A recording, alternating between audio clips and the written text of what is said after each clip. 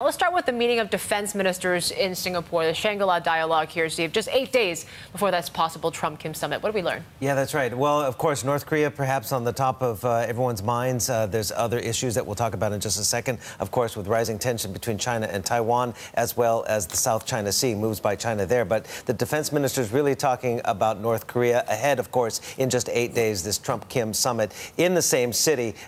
Don't know necessarily if it's going to be the same venue, but we'll talk about that as well.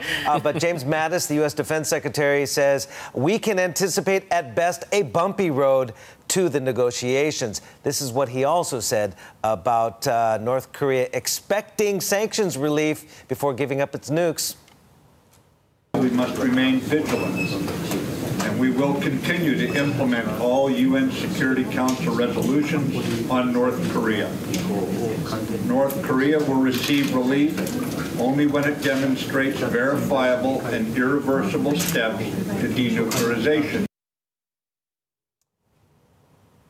Now, that being said, Trump on Friday also backing away a little bit from his hardline stance on demanding a complete denuclearization for these talks to go ahead. Trump conceded North Korea won't agree immediately to give up its arsenal. The maximum pressure campaign, maybe not so maximum. Donald Trump said, I don't want to use that term because right now we're getting along. So this on-again, off-again relationship playing into here. We're also hearing from South Korean media that Moon Jae-in, the South Korean president, will indeed, again, it's a media report, reportedly will attend the summit as well, and that they will try to get a peace deal done between the three gentlemen. Yeah, a lot of stuff happening right now in Singapore, but under what's happening with North Korea here, Steve, Taiwan, which we actually don't talk about all so much or haven't recently, actually took a piece of the action in terms of the talks in Singapore.